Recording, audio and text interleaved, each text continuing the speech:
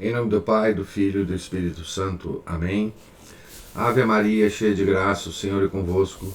Bendita sois vós entre as mulheres, e bendito é o fruto do vosso ventre, Jesus. Santa Maria, Mãe de Deus, rogai por nós, pecadores, agora e na hora de nossa morte. Amém. São José, rogai por nós. São Felipe Neri, rogai por nós. Santo Antônio de Lisboa, rogai por nós. Nossa Senhora de Fátima, rogai por nós. Em nome do Pai, do Filho e do Espírito Santo. Amém. Bom dia a todos. Nós estamos aqui na página 281 da biografia de São Pedro Apóstolo, escrita por William Thomas Walsh. Nós estamos no pé da página 281. Até aqui tinha corrido tudo melhor do que esperava. Chegavam diariamente novos convertidos. Toda a gente ficava bem impressionada com as belas vidas de seu rebanho. E os homens, mais censuráveis pela morte do Senhor e mais decididos a não se beneficiar dela, nada tinham feito para interferir. Talvez sentisse Anás que não havia razão para temer uns poucos galileus que não havia dado prova de gozar de poderes tais como inquestionavelmente possuíra aquele homem. Mas quando Pedro operou seu primeiro milagre, tudo mudou. Abre aspas. Pedro e João subiam ao templo para a oração das 3 da tarde. Vinha sendo carregado um homem coxo de nascimento, que todos os dias era colocado na porta do templo, chamada Formosa, para pedir esmolas aos que entravam. Quando viu Pedro e João entrarem no templo, o homem pediu uma esmola. Pedro, pondo os olhos nele juntamente com João, disse: Olha para nós. Ele os olhou com atenção, esperando receber deles alguma coisa.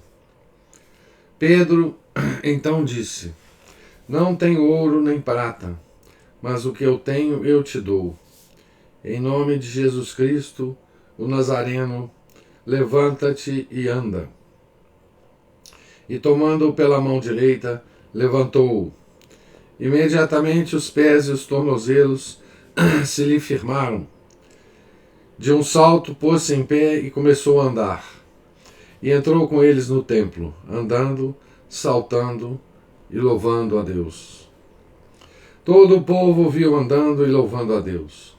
Reconheceram que era ele que pedia esmolas, sentado na porta formosa do templo. E encheram-se de espanto e pasmo pelo que lhe tinha acontecido.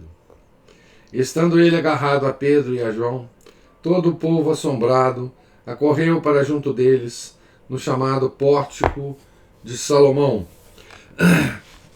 Isso aqui é a descrição de Atos, capítulo 3, versículos de 1 a 11. Abre aspas de novo para Atos, né? Homens de Israel, por que vos admirais assim? Ou por que olhais? Ou por que ficais olhando para nós, como se tivéssemos feito este homem andar com nosso próprio poder ou piedade? O Deus de Abraão, de Isaque e Jacó, o Deus de nossos pais, glorificou o seu servo Jesus, que vós entregastes e rejeitastes diante de Pilatos, que estava decidido a soltá-lo. Vós rejeitastes o santo e o justo, e pedistes que vos fosse agraciado um assassino. Matastes ao autor da vida, mas Deus o ressuscitou dos mortos. E disto nós somos testemunhas. Graças à fé no nome de Jesus, este nome acaba de fortalecer este homem, que vedes e reconheceis. A fé que vem por meio de Jesus lhe deu perfeita saúde à vista de todos vós. Agora, irmãos, sei que o fizestes por ignorância, como também os vossos chefes. Deus, porém, cumpriu deste modo o que havia anunciado pela boca de todos os profetas, que o seu Cristo haveria de sofrer. Arrependei-vos, portanto, e convertei-vos, para que vossos pecados sejam apagados. Assim chegará o tempo de refrigério que vem do Senhor, e ele enviará o Cristo Jesus, que de antemão vos foi destinado. Entretanto, é necessário que o céu o acolha, até que se cumpra o tempo da reestruturação de todas as coisas, da qual falou Deus outrora pela boca dos seus santos profetas. Com efeito, Moisés afirmou: o Senhor Deus suscitará dentre vossos irmãos um profeta semelhante a mim. Dai-lhe ouvidos em tudo o que ele vos disser. Todo aquele que não der ouvidos a esse profeta será eliminado do meio do povo. E todos os profetas que têm falado sucessivamente, desde Samuel, também eles anunciaram estes dias. Vós sois os filhos dos profetas e da aliança de Deus, da aliança que Deus estabeleceu com os nossos pais, quando disse a Abraão: na tua descendência serão abençoadas todas as famílias da terra. Foi, em primeiro lugar, para vós que Deus suscitou o seu servo e o enviou a vós, para vos abençoar, na medida em que cada um se afaste de suas más ações. Aqui o Walsh reproduz também uma outra parte do capítulo 3 dos Atos, né, que é sequente à anterior, versículos 12 a 26. Perguntas foram provavelmente feitas, e Pedro se achava ainda a explicar e a exortar quando o brilho da luz solar se esvaneceu da magnificência marmórea do pátio de Salomão. De repente, correu uma ondulação pela multidão, e uma pequena falange que se destacava pelas suas cores brilhantes abriu caminho à força até onde se encontravam os dois apóstolos em companhia do esfarrapado mendigo. Era o prefeito do templo, com alguns sacerdotes e alguns saduceus partidários de Anás, todos profundamente descontentes. Entre aspas, essa expressão, né? Antes que alguém pudesse protestar, deitaram mãos violentas sobre os três e os arrastaram até uma cela, provavelmente sob a tesouraria, onde os trancaram para passar a noite. Todavia, entre aspas, né? Abre aspas aqui. Todavia, muitos que tinham ouvido a pregação de Pedro abraçaram a fé, e o número dos fiéis elevou-se a cerca de 5.000. Atos 4:4. Então aqui a gente vê todo o desenrolar, né, desse primeiro sermão de Pedro, né? Porque aqui é na sequência daquele sermão extraordinário que Pedro fez depois de Pentecostes, né? Depois que o Espírito Santo tinha descido até os apóstolos. E aqui a gente vê o primeiro milagre feito, agora não por Jesus Cristo, mas em nome de Jesus Cristo, né? Então, e aqui a gente vê toda a característica dos milagres feitos pelos santos da igreja, né? Todos eles recorrem ao nome de Jesus Cristo para fazer os milagres. E nessa época, né, os milagres serão em número muito grande, né? Justamente porque era a época da constituição da igreja, né? Aqui nós vemos a igreja fundada a partir de Pentecostes, já com milhares de convertidos, né? A partir de São Pedro, né? Então, São Pedro aqui, aqui Paulo nem existia ainda, né? Quer dizer, existia o Paulo perseguidor dos cristãos, mas não o Paulo apóstolo, né? Então, Pedro é que está sob o comando das conversões, né? E notem que João estava do lado dele, né? No templo, na cura desse paralítico, né? Desse deficiente aí, que estava sempre na porta. Todo mundo conhecia essa figura, né? Por isso que todo mundo reconheceu o milagre de Pedro, né? Imediatamente, né? Todo mundo lembrava dessa figura, né? Na porta formosa do templo, né?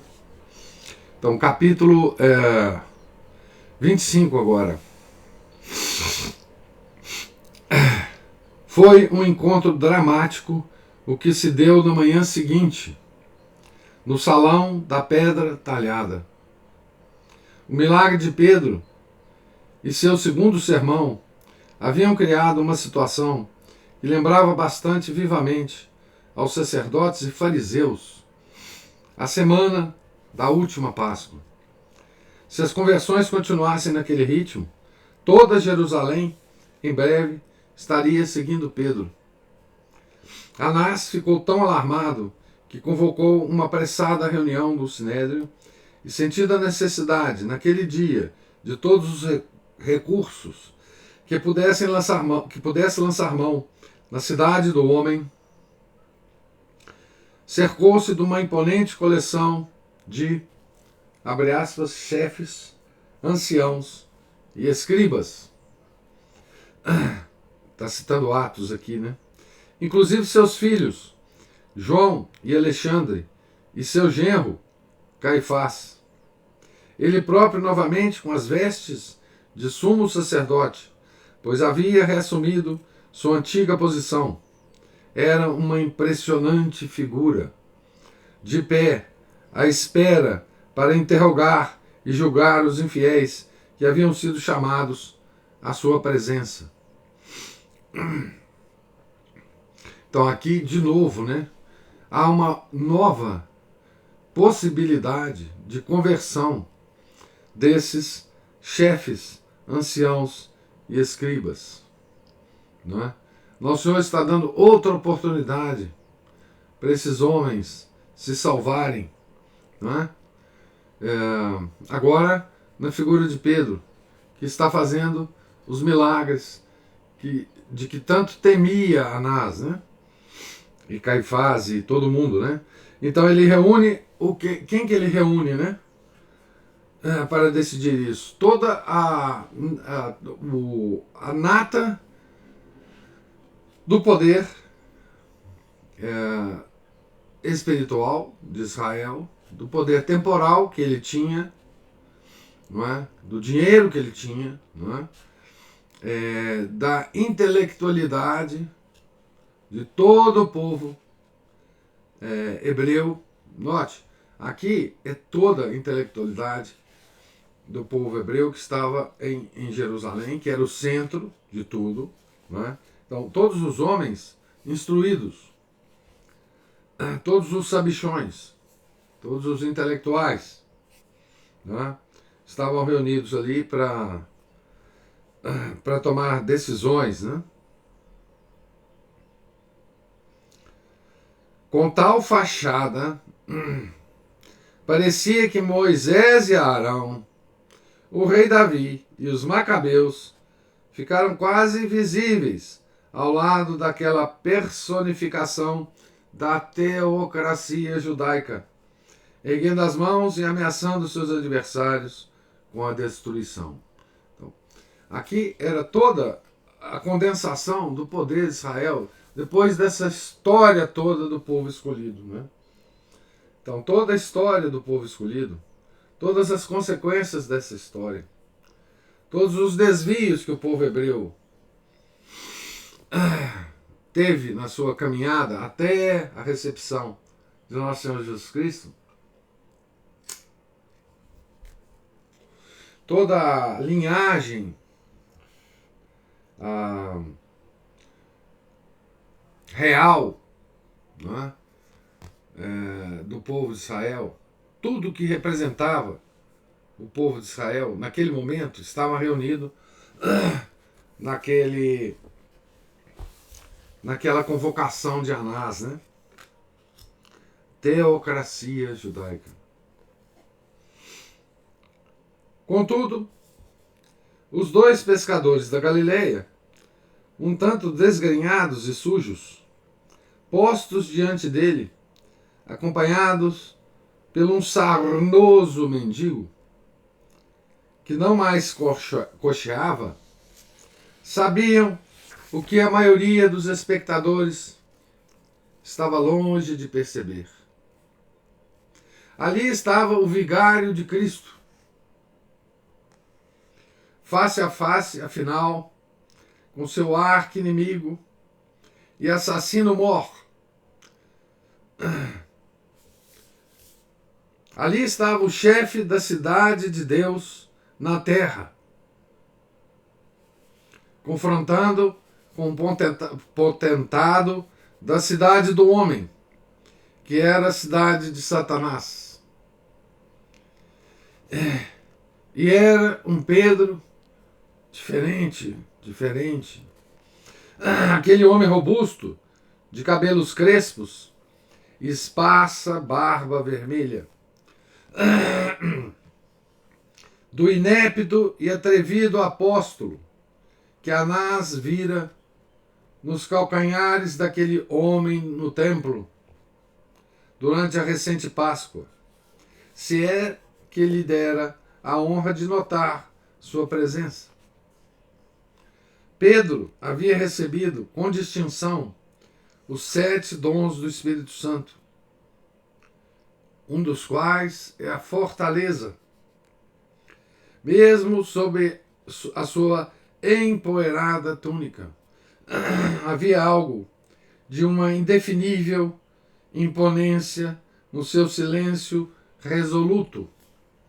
E Anás, enquanto o olhava, com fingido desdém e real curiosidade, provavelmente se inquietou ao avaliar a dificuldade que teria em dominá-lo. Sua pergunta inicial foi singularmente tola e cautelosa. Era evidente que, conhecendo a resposta, como conhecia, estava apenas procurando ganhar tempo. Então, veja, se a gente faz uma figura na nossa imaginação desse encontro, né? E se a gente sabe quem Pedro foi, né? E quais eram as ideias de Pedro sobre nosso Senhor Jesus Cristo, a gente percebe claramente o que Santo Tomás de Aquino chama que é o maior milagre de Nosso Senhor, né? Que é transformar esse homem no que ele era agora, né? Esse homem no que ele era agora. Aqui nós temos a primeira representação oficial do Papa lutando contra os inimigos da igreja.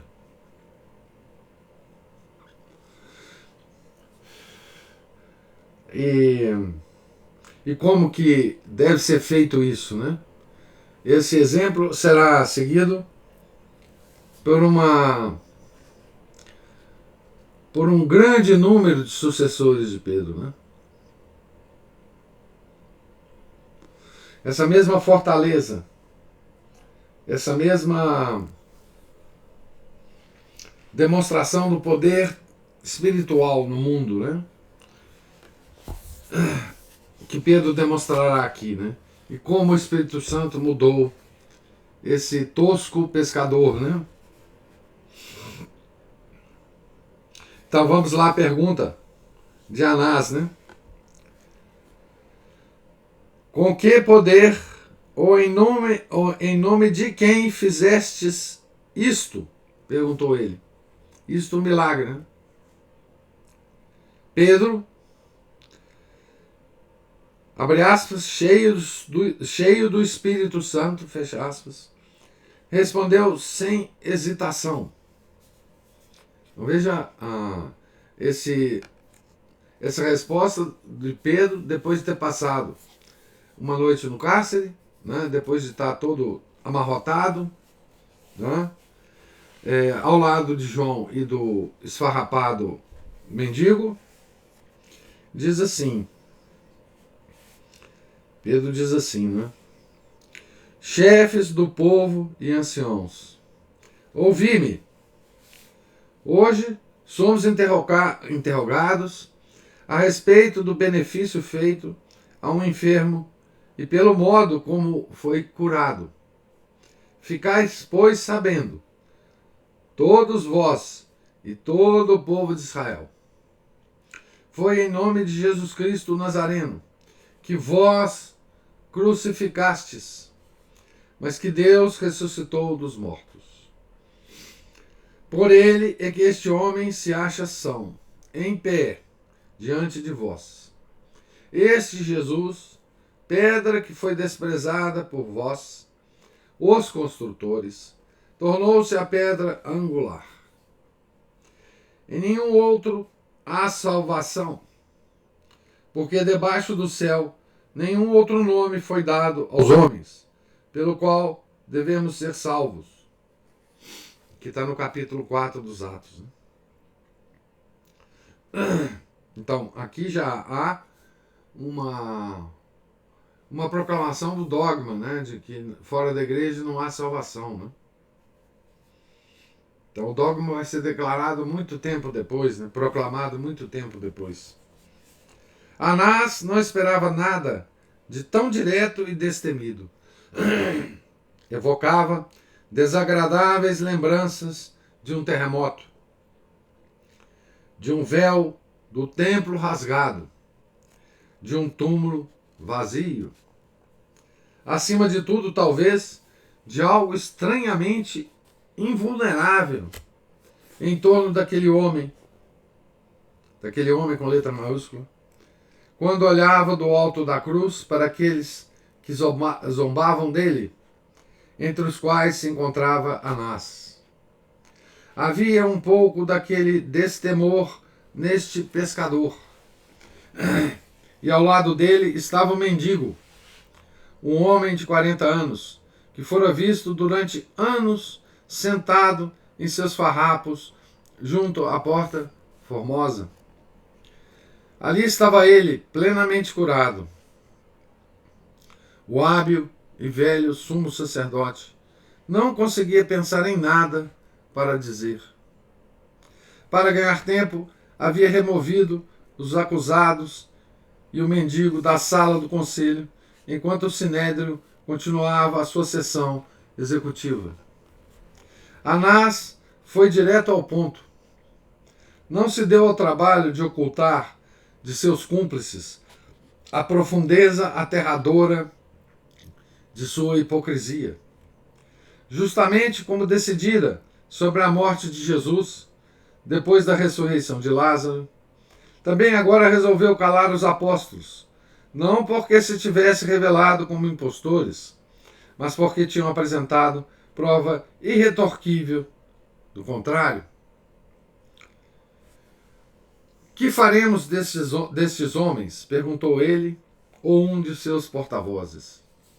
Eles realizaram um milagre notório, e o fato tornou-se de tal modo conhecido por todos os habitantes de Jerusalém que não o podemos negar. Mas, para que o assunto não se espalhe ainda mais entre o povo, proibamos com ameaças que no futuro falem a alguém a respeito desse nome. Muito mais coisa pode ter sido dita. Mas Anás já havia impressionado a maior parte dos anciãos com o temor de perderem o que tivessem de poder e riqueza se os ensinamentos de Jesus tivessem livre divulgação entre o povo judeu. Então, Riqueza, poder e riqueza. Era a única coisa que eles estavam preocupados ali naquele momento, né? Então, o nome de Nosso Senhor não podia ser espalhado mais, porque senão eles iam perder poder e riqueza, né? Tendo se tornado cúmplices dele no crime da semana de Páscoa, dificilmente poderiam libertar-se de sua perversa reincidência. Prontamente concordaram e os 3 culpados foram trazidos de volta à cela do conselho. O sumo sacerdote, então, intimou-os abre aspas, que absolutamente não falassem ou ensinassem em nome de Jesus, fecha aspas.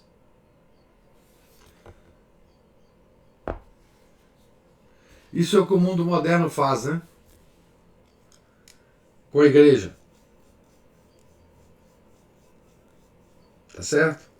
Isso é a situação de toda a história da igreja. Todos queriam calar a igreja para que ela não ensinasse em nome de Jesus, né? Então, essa é desde sempre a história da igreja, né? E dos nossos inimigos. Julgai vós mesmos se é justo diante de Deus obedecermos a vós mais do que a Deus, replicaram Pedro e João.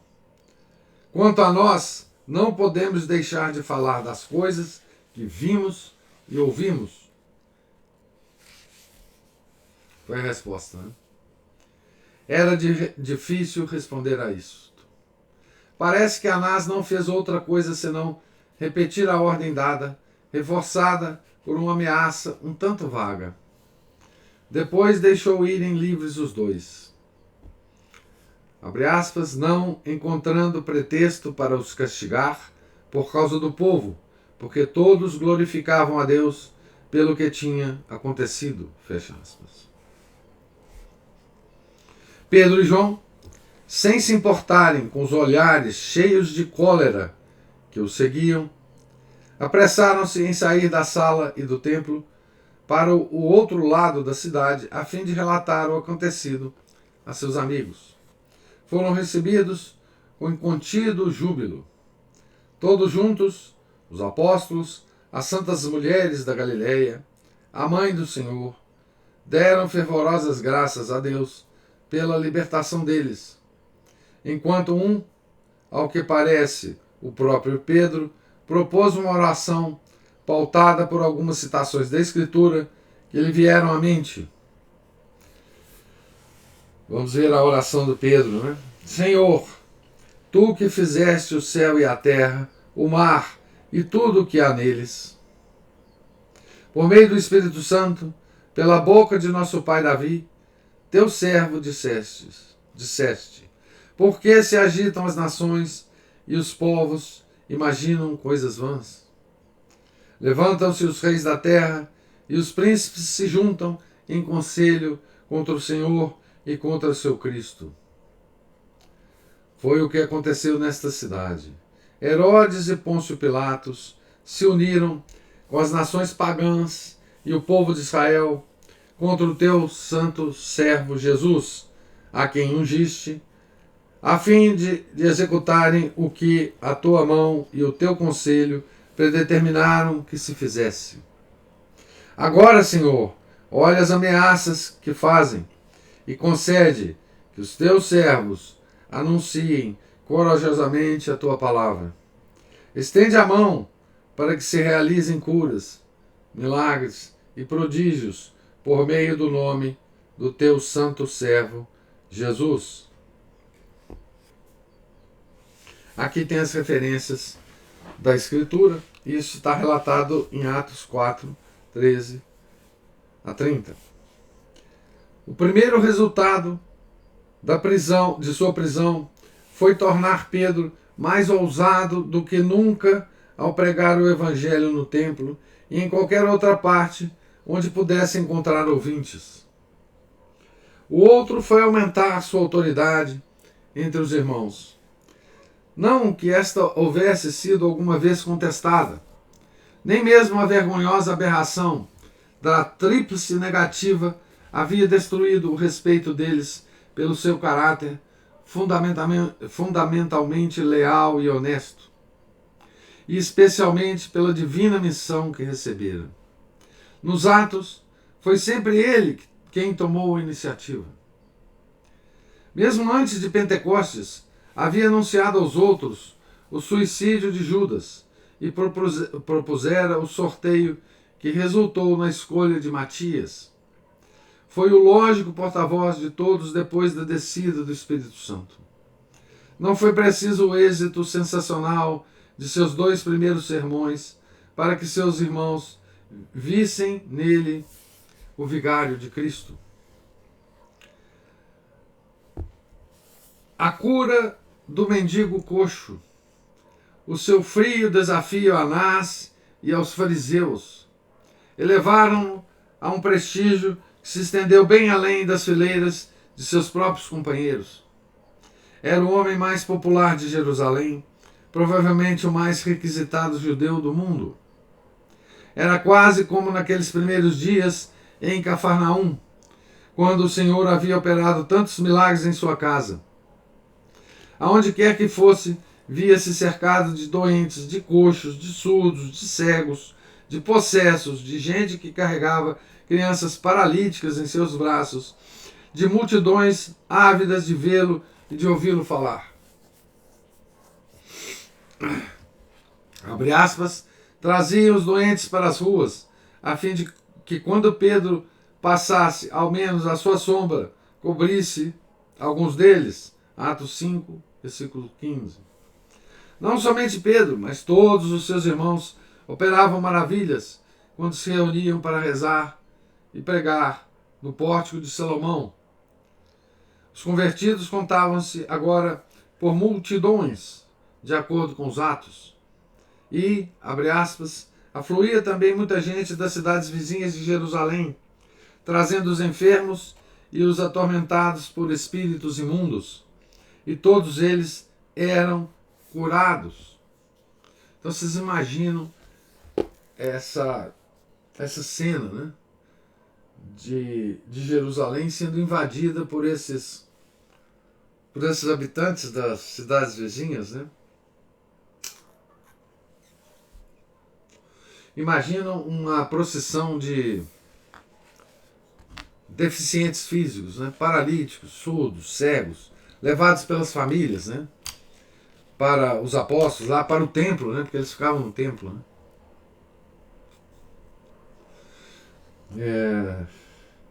E para os outros apóstolos também que curavam, né? Todos eles, né? Saindo curados. E imagina o impacto disso na inteligentícia judaica, né? Daqueles homens cheios de ódio, né? No coração. Aqueles ímpios, né? E vocês veem como que é a humildade, sobretudo de João, né? Porque veja, João era o discípulo amado de Nosso Senhor, né? E ele soube se colocar desde o início sob a autoridade de Pedro, né? João podia muito bem se rebelar, né? João podia muito bem se perder, né? Porque ele sabia ser o discípulo amado de Nosso Senhor, né? Ele se nomeia assim no evangelho dele, né? Ele se chama o discípulo amado de Nosso Senhor, né? E ele agora estava sob a autoridade de Pedro. Lembra daquela cena que nós já descrevemos? Que os dois saem correndo quando ficam sabendo que o Nosso Senhor ressuscitou, eles vão lá no túmulo de Nosso Senhor. E João chega primeiro na porta do túmulo, mas espera Pedro para entrar. Não é? Ali já estava estabelecido, né, a autoridade de Pedro, né? Porque João podia ter entrado no túmulo antes de Pedro, mas ele espera na porta Até que Pedro chegue, né? O clímax daqueles dias áureos do primitivo apostolado de Pedro e a maré alta de seu prestígio e autoridade foi o curioso incidente de Ananias e sua mulher Safira. Como todos os outros convertidos, estes prósperos membros do corpo místico de Cristo aceitaram o princípio da partilha dos bens terrenos. Não tinham obrigação de vender tudo ou mesmo parte de suas propriedades. Embora, na verdade, deva ter havido alguma pressão da opinião pública para este fim, uma vez que, como dizem os Atos, abre aspas, ninguém considerava suas as coisas que possuía, mas tudo entre eles era posto em comum, fecha aspas. E, abre aspas, não havia entre eles nenhum necessitado, porque todos os que possuíam terras ou casas, vendendo-as, traziam dinheiro e depositavam-no aos pés dos apóstolos, fecha aspas. Um desses que assim procedeu era um alto, distinto e barbudo jovem, um levita chamado José, filho de um abastado judeu de Chipre, que vendeu algumas das terras que possuía em Jerusalém e entregou o produto da venda a Pedro, tomando, ao ser batizado, o nome de Barnabé, ou Filho da Consolação. Que dia que foi o dia de São Barnabé? Sexta-feira? Acho que foi, né?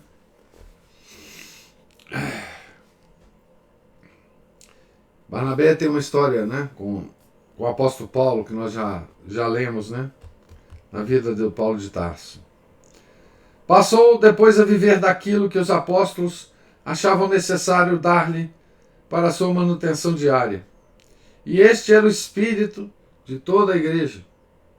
Ananias e sua mulher, porém, eram uma espécie de cristãos que gostam de comer seu bolo e tê-lo em quantidade. Desejavam a glória sem a cruz, a reputação de santidade sem o auto-sacrifício. Chegaram ao ponto de vender algumas de suas propriedades. Mas, tendo em conta que, abre aspas, vivemos num mundo prático, fecha aspas, que, abre aspas, devemos ser realistas, fecha aspas, e assim por diante, ocultaram boa parte do produto da venda, e o marido foi piedosamente depositar aos pés de Pedro apenas o bastante para ganhar, como ele supunha, uma posição honrosa na zelosa e venerada comunidade. São Barnabé, 11, né? 11, então foi sábado, né?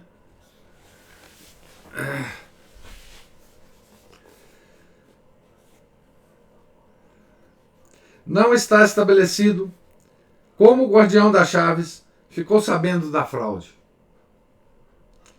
Não há engano, porém, a respeito do tom de majestática segurança que lhe sobreveio com os dons de Pentecostes. Ananias, por que tentou Satanás o teu coração para que mentisses ao Espírito Santo e retivestes parte do preço da propriedade? Não é verdade que podias conservar sem vendê-lo, e mesmo depois de vendido, não podias livremente dispor dessa quantia? Como pôde tal coisa passar por tua cabeça? Não foi aos homens que mentiste, mas a Deus. Ao ouvir essas palavras, Ananias caiu morto. Abre aspas, então alguns jovens levaram-no para fora e o sepultaram.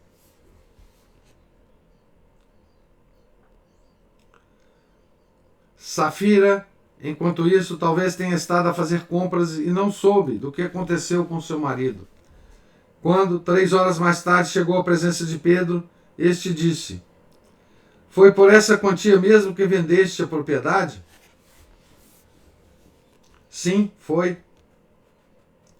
Por que combinastes? Disse Pedro. Pôr à prova o Espírito do Senhor. Olha, os pés dos que sepultaram teu marido estão à porta para levar a ti também. Ela caiu aos seus pés sem dizer palavra. Abre aspas, e aqueles jovens entraram, encontrando-na morta, e a levaram para sepultá-la junto ao marido. E difundiu-se um grande temor por toda a igreja e entre todos os que ficaram sabendo do acontecido.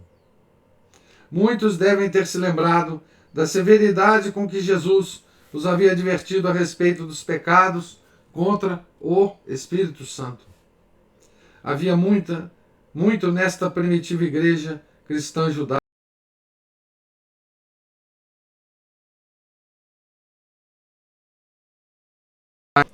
aos inimigos do Altíssimo. Então vou parar por aqui nessa entrevero do Ananias e de Safira, né? Que não foram perdoados, né? Não foram perdoados porque estava diante de Pedro, né? Cheio do Espírito Santo, né? E aqui eles foram punidos com a punição eterna, né? Então morreram em pecado mortal, obviamente, anunciado pelo Papa, né? E a gente deve pensar muito, né, sobre a nossa mania ou o nosso hábito de tentar enganar a Deus, né, com falsa demonstração de virtudes, né? Nós não enganamos a Deus, nós podemos enganar os nossos próximos, mas não a Deus, né? E aqui é prova disso, né? De que nós não podemos enganar a Deus e, sobretudo, o quão terrível é a demonstração de falsas virtudes. Não é? É curioso, né? É muito curioso, porque nós vivemos hoje num mundo que aparentemente despreza o cristianismo. Não é? Aparentemente não, na realidade despreza o cristianismo. Mas, curiosamente, não é? É o mesmo mundo que tenta simular virtudes cristãs. Uma coisa curiosíssima isso, né? Hoje, a gente vê em situações as mais dramáticas possíveis, né? Todo mundo querendo simular virtude. Né? A prova mais clara disso, né, que nós vemos hoje, é nessa época de, entre aspas, crise sanitária. Né? Então todo mundo nesse momento tenta simular a virtude de se preocupar com o próximo. E é curioso porque essa simulação ela tem uma capa externa, né? Você pode demonstrar fisicamente que está preocupando-se com o próximo, né? Usando aquelas tais terríveis famigeradas máscaras, né? Então hoje, por exemplo, não sei até quando, né, nós estamos num período em que não é obrigatório o uso daquela porcaria, daquele pano no nariz da gente, né? Mas algumas pessoas usam, não é? Muito provavelmente para simular virtude, não é? Veja, olha, não é obrigado a usar, mas eu estou usando porque eu estou preocupado com o meu próximo, não é? Então isso é uma simulação de virtude, que é exatamente assim que ela é punida, não é? Deus está sabendo disso e Deus está de olho, não é? E a dramaticidade da cena de Pedro com Ananias e Safira nos dá uma pálida ideia de como Deus vai nos tratar no juízo particular, né? Por essas simulações idiotas de virtude, né? Então, que esse exemplo de Ananias e Safira nunca saia da nossa cabeça, né? O homem hoje fica satisfeito em simular virtude e não a desenvolver os hábitos virtuosos, né? O importante é simular, né? O importante é ser, como é que fala isso? Tolerante, é fazer filantropia, né? Mas que todos saibam que nós estamos fazendo filantropia, né? Que todos saibam. Empatia. Empatia. Essas palavras todas. Empatia. Empatia. Exatamente. Empatia, me dá tanta empatia. Então, essa característica do mundo moderno, não é? Ela já foi condenada. Ela já foi condenada. Não nos esqueçamos nunca disso, né? Ela já está condenada. E hoje, no mundo moderno, né, nós todos caímos nisso, né? Nós católicos, né? Nós todos caímos nessa confusão, né? De demonstração de virtudes, né? E existe uma técnica para isso, né, gente? Simular a humildade. Existe uma técnica que todo mundo acha que ser humilde, né? Sim. Eu sempre, quando eu falo isso, eu lembro do cardeal aqui brasileiro. Dou um doce para vocês se vocês adivinharem quem que eu estou lembrando aqui. Um cardeal muito humilde. E quando ele falava, ele fazia assim, ele dobrava o pescocinho assim para o lado. Tinha uma voz mansa. Você falava, nossa, não é possível ter uma pessoa mais humilde que esse cardeal, né? O cardeal de São Paulo, Paulo Evaristo Arnes, né? Então, assim, as pessoas têm uma técnica para simular humildade, né? Então, que é a virtude das mais sublimes, né? Você imagina, quando um povo chega ao ponto, dentro da própria igreja, né, de simular uma das mais sublimes virtudes da nossa fé, é porque a coisa já está mesmo muito feia, né? Tá certo? Muito feia. Então, o primeiro Papa, ele nos deu o tom, não é? Dessa coisa de simular virtude, né? De simular, aqui no caso, desprendimento dos bens materiais, né? Que a Ananias e Safira queria era ganhar um status, né? Dentro da comunidade cristã, né? De grandes beneméritos, né? De voto de pobreza, enfim, dessas coisas todas que aconteciam, né? Naquela comunidade primitiva, né? Então, pois bem, eu vou parar então aqui na página 291, no meio da página praticamente, e agora pergunto se há alguma observação da leitura de hoje.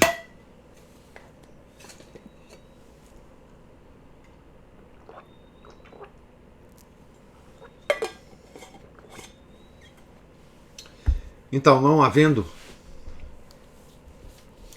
Deus lhes pague a paciência, a presença.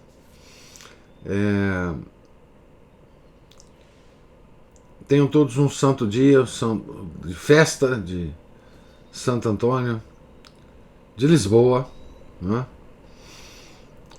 Fiquem todos com Deus. Em nome do Pai, do Filho e do Espírito Santo. Amém.